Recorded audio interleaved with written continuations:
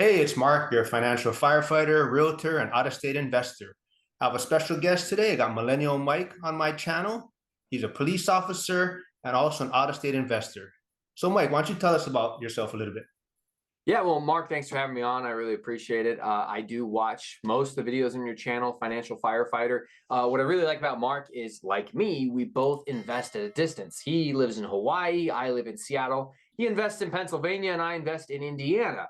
So we have a lot in common in the fact that we both decided it would be more beneficial for us to invest somewhere where it made more financial sense. So like him, I bought my first duplex house hack that I started here in Seattle. I know you had a condo at one point out there in Hawaii. But then I realized it was really expensive to save up a 20% down payment on an $800,000 duplex. So I started looking at the Midwest, and over the last, 4 years, I've been buying properties in the Midwest, cash flow positive properties for, $30,000 to $90,000, and building a portfolio out there. I am a police officer, like you said. I'm a SWAT officer, a single father. I've got my son, 6 years old, full custody of him. That's pretty much me. That, and I like to play soccer, I guess. That's awesome. But I need to know also is, did you ever take the fire exam, entrance exam? No, I didn't want to be a firefighter. I wanted to be a police officer from the get-go. But you know what? In this world, in this climate, if I was giving advice to my kid, as much as it pains me to say it, firefighters are loved for a reason, and police, well, not always. But tell me how you got started in that a little, because I kind of heard a little bit of story on one of your other interviews on why you actually went down the law enforcement route. Yeah, well, truthfully, I actually grew up not liking the police. I grew up very poor. I came from a pretty checkered background, checkered past. Lots of kids from one mom, tons of different dads, lots of criminal activity. The cops were around all the time and not in a good way. I did not ever think I would be a police officer, ever. I did have a desire to like serve. I always thought maybe I'd want to be in the military or something. But ultimately, I was working in a construction company, and we had this young lady who was our office secretary, show lady. She would like show people the product. We did countertops, and very nice young lady, 19 years old, 20 years old. I think she was 19 actually. And I was like 24. We were friends. And unfortunately, she was tragically murdered by her husband, um, who was just a crazy psycho who came home, and it all came out later in the trial and all these things that he was this controlling, awful human being who just made her life miserable. And I always felt like if I had just known more, if I had just been able to read the situation better, maybe I could have done something. And so, because as I sat back and replayed all our conversations and thought to myself, yeah, she did used to be very stressed out about making sure she was home to have the house clean, or she was not going to be good. And, I didn't really think too much of it. But when I looked back on it later, I was like, there was clearly signs and symptoms of abuse and of a domestic violence relationship. And, 24-year-old pre-police officer me didn't really know what to look for. And so I wanted to be a police officer so that I could hopefully intervene in those situations and put people like that in jail. And I get to say now, years later, being on the SWAT team, I get to live that dream out and put dangerous people who offend against children or victimize people. I put them in jail all the time. So I'm goal fulfilled. Well, I respect everything you guys do, man. I mean, I know, everybody loves firefighters and whatnot, but I totally respect everything you guys do, and you guys deserve a lot more credit, man. But let's get back to investing a little bit right now. So, how long ago did you exactly start? And did you say house hacking was your first property? Yeah. Yeah. My very first property was a duplex in the Seattle area. And I bought it back in 2018. That was when I closed on my first transaction. So a lot of people will say, oh, well, you've grown a portfolio of 10 rentals in just a few years. That's pretty good. That's true. But really, I started learning about real estate when I was 21, back in like 2011, 12. And then I studied and learned and researched about real estate and how to start investing. And then I switched careers because of what I told you about. And then, you have to have 2 years of work history. I had to save the down payment, qualify for enough. So there was a lot of time before I actually bought my first rental, where I was working towards buying my first rental. And then I got my first one, I actually closed on it in 2018. And then since then, I've bought all the rest of the properties I have. That's amazing. I mean, I'm 46 right now, and you said at 21 you started heading down the real estate path. And how, I mean, what made you get started on that at such a young age? I mean, I was out partying and, drinking at the clubs, and how'd you head down that path? Yeah, I mean, truthfully, I think I'm a kind of a boring person. I mean, since I was a kid, I've never had any desire to drink or party or any of those types of things. I've had pretty lofty goals. I wanted to play professional sports. I had an opportunity to play professional indoor soccer. All I did was work out, play soccer, go to the gym. That was my life. I grew up very, very poor. I mean, extremely poor. And I love that I grew up poor. I wouldn't trade that for the world. Growing up poor and in a broken household where we had nothing was the greatest asset in my life, because it meant that I was starved for all the things I always saw everybody else had. And combining that with a good, strong work ethic meant that if I wanted something, I recognized it was on me. I'm capable of accomplishing anything, no matter how crazy it might be, but it's on me 100%. And so I didn't want to be poor. I always knew I was going to be rich. I was going to make it financially. I was going to be financially free. And I remember when I sat down at like 21 years old with a financial planner, and they said, yeah, you're going to invest into a Roth IRA. You're going to contribute this amount. And then, 40, 50 years from now, it will have grown into like $1.5 million, maybe $2 million. And you'll be able to retire and live off a very small amount. And I was like, dude, that sounds like I'm going to retire in poverty. What if I don't want to retire when I'm 65? What if let's get crazy. Let's just say I want to retire at 55.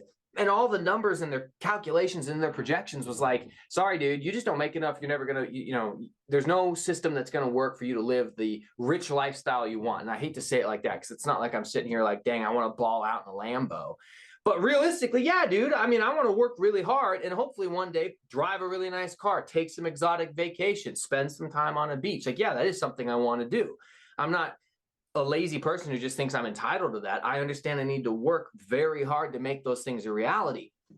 So at a very young age, I made the decision, I'm not going to be a poor brokey for the rest of my life. I need to figure out how to do better than a 9-to-5 job where I might retire to poverty 50 years from now. So how do I do that? And that's when I started learning about financial independence, retire early, the FIRE movement, that's part of your YouTube moniker. And that's where I started learning about real estate investors like Grant Cardone, like Dave Ramsey, who, even though I don't agree with him, was someone I listened to early on.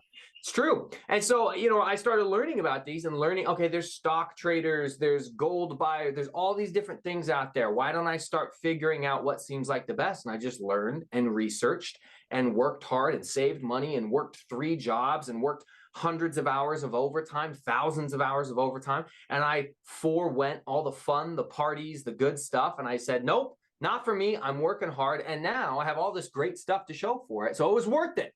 Just got a little bit further to go and I'll be retired at 35. But how did you, I guess, was there a mentor? Was there somebody else doing it? Because I mean, for me, like, in my job and your job too, it's like everybody else is doing this traditional, deferred comp, or, putting it in a Roth or 401k, and, they're waiting for their pension, and they're just headed down this same path. And so how did you like kind of veer off on your, I know you said you looked down, YouTube channels and other mentors, but like, how did you head down that path and not worry about what you were doing? Dude, honestly, I knew that there had to be an answer out there, because I'm telling you, when I sat down and had this conversation with a Dave Ramsey endorsed local provider, because I listened to Dave Ramsey starting at 18. And I credit him for helping me stay out of dumb things like credit cards and stuff, because a lot of people my age got into bad student loan debt and credit cards. And I sat down with this financial planner, and he laid, and I still have it. I even made a video on it. I have the packet he laid out for me. Like, okay, this is the amount of money we're projecting you to make over time. This is how much you'll be able to save. This is what it's going to look like in retirement, how much you'll be able to withdraw. And I was like, this is not enough. And this is what broke the spell for me for the entire system, as I like to call it, the financial matrix that we all live in. It's all around us. It's the world you and I live in, especially law enforcement and firefighters. Like, okay, you've got your pension, you put some deferred comp aside, and maybe you have a Roth IRA on the side. A lot of people rely on Social Security, Roth IRAs or 401ks. That's the matrix. That is the lie that surrounds us all the time, that we all have been fed. And it's designed to keep us as employees because the company or the man or the government needs us to work for our entire lives and be productive at companies. And when I sat there and looked at this formula that this educated man, 30 years older than me, was sitting down and explaining to me, what went through my head is, if you're so good with money as a financial planner, why are you still working at 55 years old? Why am I having this conversation with you? How come you're not retired? Doesn't make any sense. If you're so good at managing money and helping turning people into Roth IRA 2.5 millionaires, then why aren't you there yet? Because you're 55. And I said, this system is broken. It doesn't work. And I don't know what the right answer is. But I just, at that moment, the spell was broken.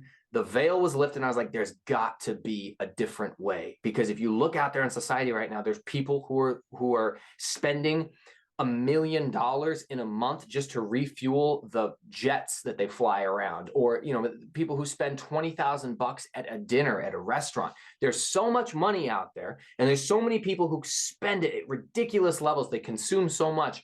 How did they get there? What did they do? That's where I came across that very famous quote that, like, more millionaires have been made in real estate than anything else. I think it's Dale Carnegie that said that. More millionaires from real estate than anything else. Okay, I should learn about real estate. Okay, I should learn how you actually become a millionaire with a book like The Millionaire Next Door. And even though this is really like most of these people are just small business owners or people who owned a Roth IRA and paid their house off, but you got to start learning about those things somewhere. How do you become a millionaire? And then you figure out what the traits those people had. Okay, then now what do I need to change in my life or do to make that happen? I totally agree. I'm just glad that I found that path at some point. I mean, I definitely was coasting along and heading for my pension, and I'm just glad my eyes opened up and everything. And it sounds like, did you say that you're looking at retiring at 35? Yeah, I think so. What I've done is I've built for myself passive income streams. And I even hate the term passive income because I think it has started to gain a negative connotation behind it of like, yeah, I'm just going to somehow do nothing and make a bunch of money. Well, real estate investing is not doing nothing. It's definitely work. Now, it's nothing compared to getting punched in the face for a living, or, as you know, dude, and I do a lot of hazmat stuff being on our SWAT team, dude, getting in those level A, level B suits, and in your case, fire resistant suits, and in my case, a bulletproof vest. And dude, it is hard work to do the types of jobs that we do, hauling people off, struggling, wrestling with people who are uncooperative. It is hard work. Real estate investing is not like that, but Just it is imagine still if work. you were 46. Right, yeah, well, and it's a young man's game. And so It I is. sit It here, is.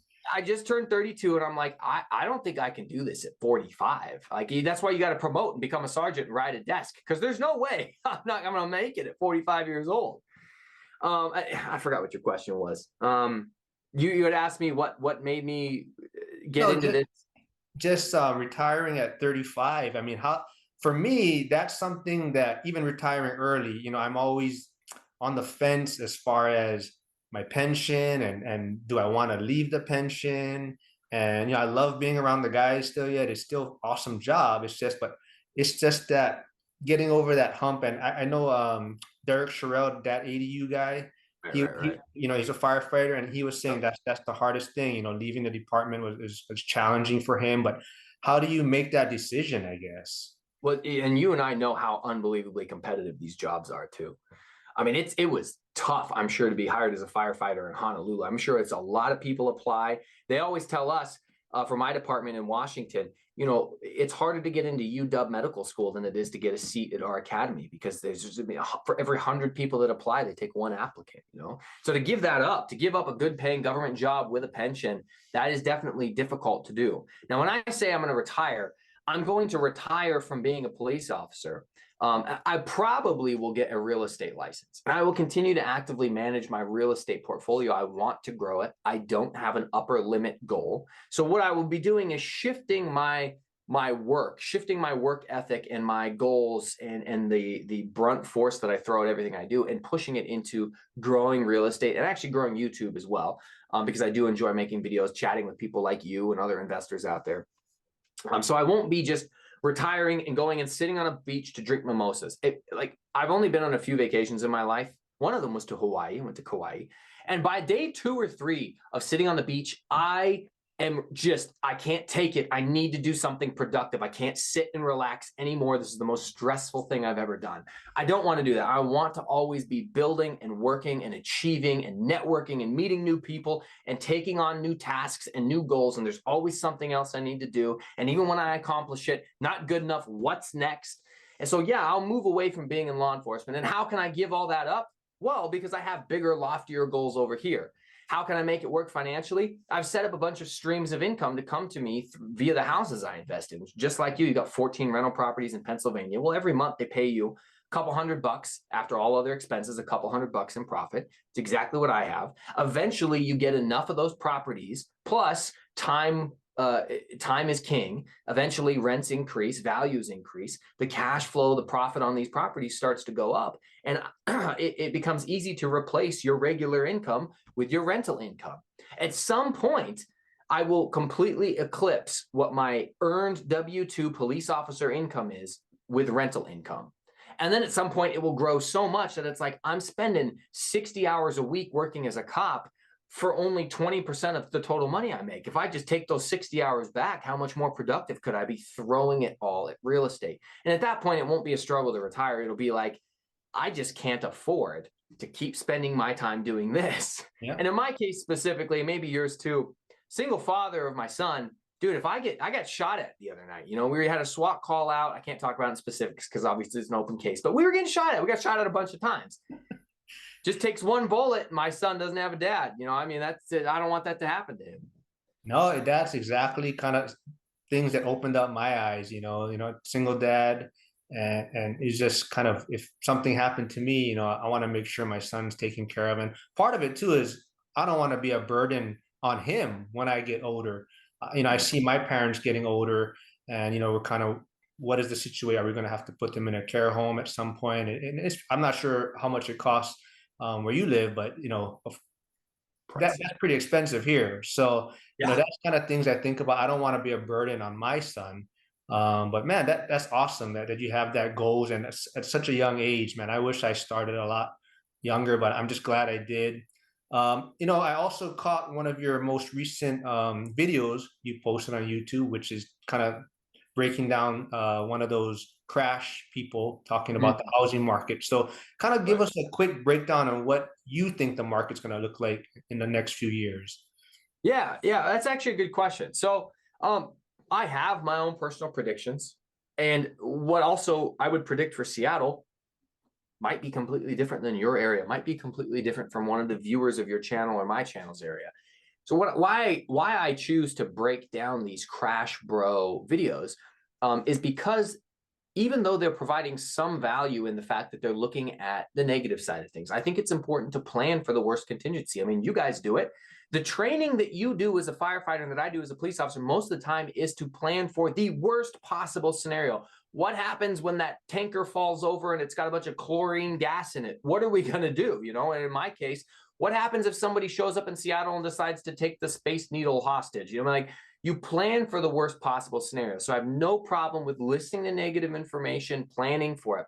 What I do have a problem with is when they produce so much negative content and it's so much bad news bears that it encourages people or it intimidates people into taking no action, doing nothing, standing by on the sidelines because it's so much bad news they just can't figure it out. They can't make sense of it. Because at the end of the day, the most important thing for them to do is to get on the property ladder, start buying real estate, start investing. Sure, there's going to be little slips and missteps here or there, but you're going to work your way through it. But if you constantly live in fear and you never take action, unfortunately, you're going to end up retiring into poverty because I don't trust Social Security to be there even for you. And you're 20 years closer to it than a 20-year-old person. I don't think it'll be there for people 10, 15, 30 years from now. I seriously doubt it. So you're putting your faith in systems that are not guaranteed to be there, and I don't think they will be. I don't want to see people work until they're 70 or 80 years old. I don't want to see people impoverished. I want to see people have their own house or start investing.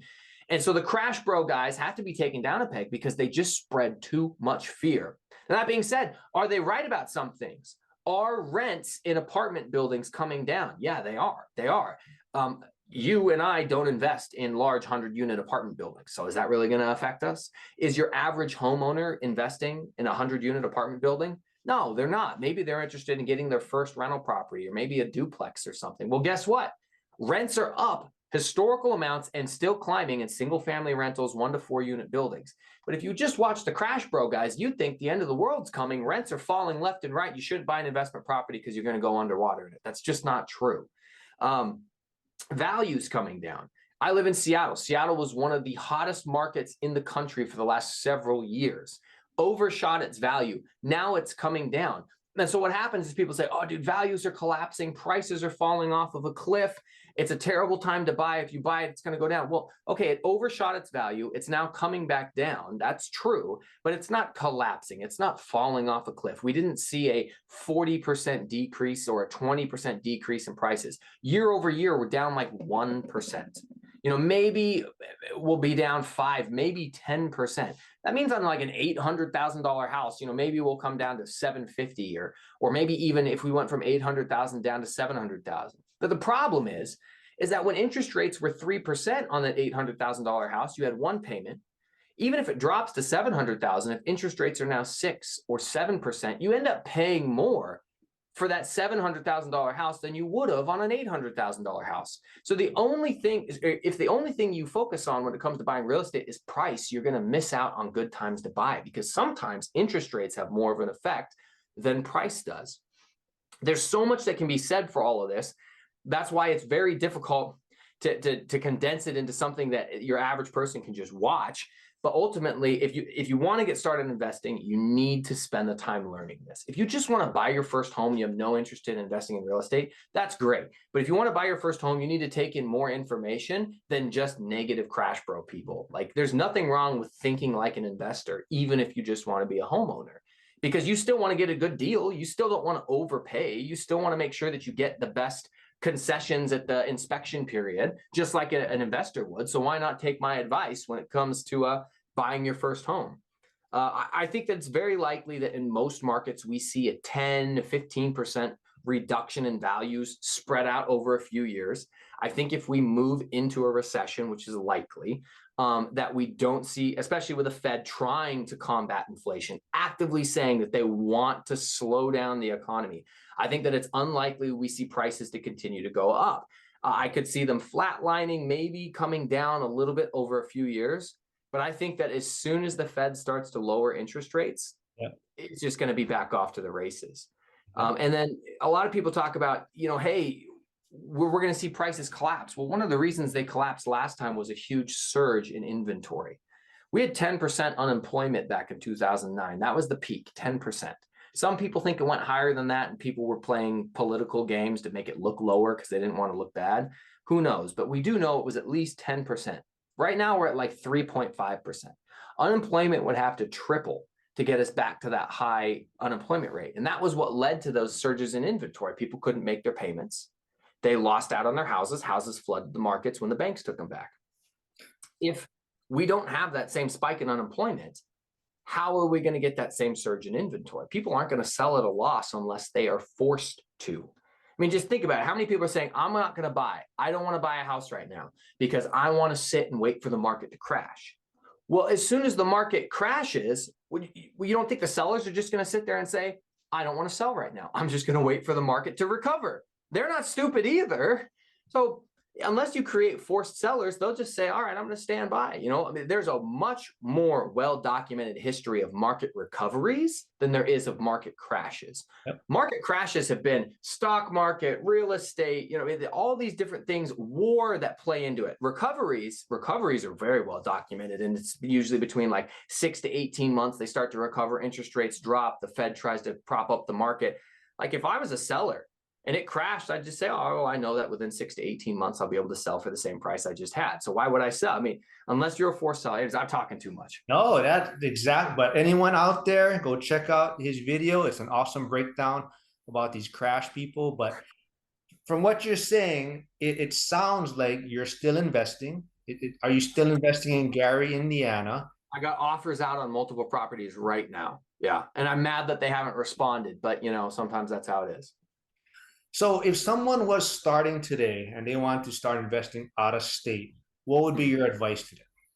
Yeah, the first thing that I always recommend to people, if you want to invest at a distance, long distance, out of state real estate investing, before you ever make an offer, before you even call a real estate agent, you need to start trying to find other people who are already investing there. So, like if I wanted to start investing in Pennsylvania, the two people that would be at the top of my list to call would be Mark right here, because I know he invests there. I know he has connections there. I know he has experience there, his do's and don'ts, what types of properties he's looking at, who manages his properties, who's his property manager.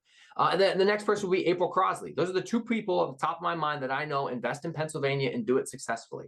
But from there, you just jump on Facebook. Pennsylvania Investing Group, Northwest Pennsylvania Investing Group, Real Estate Group. And you start finding who's posting about it on Facebook, Instagram, and YouTube, who's making videos, because you can just Google Pennsylvania rental properties. And I bet you that Mark comes up, and then you click on him and now you've met someone. And so then you network with that person. You leave a comment, you send them a message, you send them a DM. Hey, you have any advice for me? What can I do? And you just start befriending these people. I don't want to try to reinvent the wheel. All right, I'm going to invest at a distance, so I'm going to do it all by myself. Well, you can. You're just going to make a lot of mistakes along the way, and it's going to be slower. Everybody needs a coach. It's much better if you find someone who's already doing it well and copy what they're doing. And most likely, if you actually become friends with this person or these people, they'll have a vested interest in you because they want to see you be successful. Most real estate investors are regular people like Mark and I. I mean, we're just first responders. So if I was encouraging someone who wanted to get started right now, I'd say, okay, if you've picked a market, if you've picked a location, then you need to figure out how to find people currently investing there and befriend those people. I have a network of like 15 people at this point that live all across the country that are military and law enforcement like me, who I talk to all the time about Gary, Indiana. And guess what? They've got their own plumbers and property managers. And hey, what are you guys renting your 3-bedroom, 1-bath at right now? Oh, okay, good. I'm at the same as you guys. We're all in the same area. Hey, what'd you get on your most recent roof repair? Okay, my quote over here is a little bit high. Can I ask your guy to come give me a bid? Oh, great, perfect. Now I get these guys to compete against each other. That's what you want to have before you ever even buy your first property, because you need that team on your side watching out for you, so you're not out there on an island, no pun intended, all by yourself just trying to make things happen. So how did you get connected to Gary, Indiana, though? Yeah, so Gary specifically, I I posted a picture of myself smiling with my key for my first rental property for a duplex. I posted that picture in a Facebook group 4+ years ago that Michael Zuber from One Rental at a Time happened to be a member of. He saw my picture, sent me a message, asked if I wanted to be interviewed. I said, yeah, sure. I had a little channel with like 200 subscribers. He had like 2,000 subscribers. So he interviews me. I was this like second ever interview on his channel. And then his like third or fourth interview ever was this guy named Mark, a different Mark than you, but named Mark, a police officer. He watched my interview and goes, oh, this young man's a cop. I'm a cop. So he reaches out to me in the comment section of a YouTube video. We start chatting, we exchange phone numbers, we start talking. And then for the next year and a half, we probably talked a couple times a week via text or things like that. And he told me that he was investing not only in Virginia where he lived, but in Alabama. And then he'd also started investing in Gary. And he said that I should look at Gary because maybe it'd be a good opportunity for me. And I Googled Gary and was quickly scared about it because of how awful it is whenever you Google Gary, Indiana, America's most miserable city. I was like, no way, this isn't for me. But as Mark and I continued to chat and talk, and he was building a portfolio out there, and he got up to about 10 rental properties, I was like, okay, I can't just keep saying it's not going to work, because clearly he's doing something right. So I asked him, hey, well, don't you experience a bunch of evictions or higher than usual vacancy rates or very low rents or bad tenants? And he's like, no, I don't, because I use this property manager, and evictions are really fast here if they do happen. And so I just kind of piggybacked off of his success. He and I started chatting, and eventually he said, all right, dude, I bought my first property as a turnkey property, totally remodeled with a tenant in it day one, $60,000. He had bought a few of them like that, and I ended up buying one exactly like that for $60,000. So I just decided to dip my toes in, take a nice, easy property with no major repairs, already got a tenant in there, just see how it was. And I realized it's not that bad. It's not that hard. It's not that difficult. So then I bought 2 more. Then the next year I bought a few more, and then the next year I bought a few more, and now we're here where we are. You, Dion, and Mark might be the 3 smartest law enforcement officers I've ever met. I mean, you three have broken down stereotypes for me. But Ouch. yeah, Hey, we don't have a great reputation, but yeah, at least some of us are clever. so, I mean, from what you're saying, I mean, house hacking, investing out of state. I mean, you've done a great job in investing in real estate. What Mm. would you say would be probably your biggest mistake that you've made so far in investing, though? That's a good question. I have done my very best to make sure that I don't make mistakes. I constantly am trying to learn from other people's mistakes, asking them what they did wrong or what they recommend. Before I do anything, I run it by other investors that are friends of mine to see, hey, what do you think? Just to have as many layers of protection as possible to insulate me from mistakes because I don't want to make them. That being said, when I look back, I think that possibly the only mistake I made was not having more in reserves. Now, I never needed it. It's not that I ever had some big expense come my way that I couldn't afford or couldn't pay for. But when I look back at it, I say I could have. And I wasn't as prepared for it. I wouldn't have gone bankrupt. I could have put it on credit cards and stuff like that. But that would have been a less desirable way to pay for an unplanned expense. So, to a certain degree, everybody gets lucky with some things in life. And when I look back, yeah, it's really nice that I didn't have a random $8,000 roofing repair come after me after I bought my second property or something. I should have probably put more in reserves, but that didn't end up happening. And when I finally ever did have those problems, I had the reserves built up. So if I really had to assess what I could have done differently, it probably would have been a little smarter to have a little bit more in reserves earlier on, just in case. But I built them up pretty quickly anyways, and I haven't had a problem. That's exactly my biggest thing. I did the credit card thing, had expenses that I wasn't well prepared for. But Right. yeah, like you said, you kind of just get caught up in looking for properties and only Mm. thinking of the good things, and you Right. forget that there's other stuff that can happen. And definitely that's kind of slowed me down. I talked about that before, but Right. that's awesome. So I know you're big in the one rental at a time family. I mean, that's how I probably met you, and you guys Mm. are all amazing. You, Dion, Lumberjack, and all his guests that come on to his channel.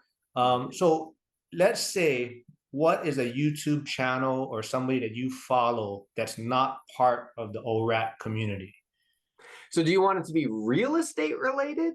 Or do you want it to be just any YouTube? Because I mean, I watch a lot of YouTube, but if people want like a real estate Yeah, financial, real estate. okay.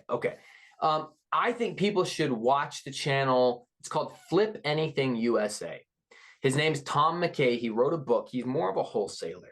He has some buy and hold rentals, but I really like him because he makes me think of. He's kind of a combination of the lumberjack um, and like Ben Mala. So uh, Tom McKay, he really knows a lot about everything. He knows about construction, he knows about remodeling, he knows about finding good deals. And this guy is an expert at buying for less than what things are worth, always buying 20, 30, 40% under market. He's the reason I credit that I didn't screw up my first burr project that I ever did. Because he said the number one mistake people do when they do burrs is they don't buy them cheap enough. They think that because they're getting it at a 20% discount, it's going to help them out. But in reality, they need to buy it 40 or 50% off. And so when I bought my first burr project for 62,000 with an anticipated ARV of 110, I'm buying that at almost 50% off. And then when my repair costs were more and it took longer to get it done and the appraisal came in low and the interest rates went up, even when all those bad things happened, because I bought it so cheap at his advice, I still made money on the deal. Just not as much as I wanted, but I still made money on the deal. So I really like it. Flip Anything USA is the channel. Tom McKay is the guy. Um, awesome dude. He does live streams all the time, so you can jump in and ask him questions. Down to earth, blue collar guy. Started investing at like 19. He was a millionaire at like 28. Now he's in his 50s. Yeah, I love his stuff too. I think I may have seen you talking about him before, or you had one of his books or something, and then Mhm. I started following him too. And yeah, he has awesome information. Yeah. So, you have an amazing, amazing story, and I'm glad that we finally got to connect, doing a collaboration here. We had one on your channel. I'm trying to grow my channel, but like you said, networking is super important. Yeah. I'm meeting so much people in the one rental at a time family. And I'm just, hopefully when he has his next event in Vegas, Right. I'm planning to meet up and we can all meet up in person. And then when he has his next one in Hawaii, then you guys can all come out here. But I heard him say that the other day. yeah, yeah. I saw. I think I put it in one of his comments. I vote for Hawaii, and he's like, Right, okay, right, yeah. right. But let's finish this off real quick. One thing I know. So you see my superhero stuff back here. I'm Yeah. very big into superheroes. My son's into superheroes. So would you say you're a Marvel or a DC fan? I am a Marvel fan. Love I was at the midnight opening for every Marvel movie all the way until Avengers Endgame. I saw them all. Since Avengers Endgame, they've released some new movies and I haven't paid as close of attention, but from Iron Man 1 when I was like 17 to Avengers Endgame at like 29 or however old I was, every single one I saw the midnight opening for. So it sounds like, are you an Iron Man fan? Or who would you relate with most? Like, which superhero would you say, you relate to the most? I think that most of my girlfriends would probably tell you that I am more like Tony Stark, in that I am an arrogant, overconfident person. But Police I officer being always win in arrogant? the end. Right? I know, right? I know. What a surprise! I always win in the end, so I guess it's somewhat, it's applicable. But yeah, and I tell you what, the sarcastic humor, I do like to be a little bit snarky at times. So that's probably who I would be. Okay, that's good. All right. Well, I was glad. Thanks for coming on my channel. Let's wrap this up now. And where can people find you? Yeah, so I mean, if anybody wants to learn more about out-of-state real estate investing, obviously they should tune into your channel and then they should find me. If you just look up Millennial Mike on Instagram, you can send me a DM or on YouTube. I talk about out-of-state real estate investing, long-distance real estate investing, and what I've done that's a little unique is I started my channel before I ever bought any real estate ever. I started my Oh, channel at like 27.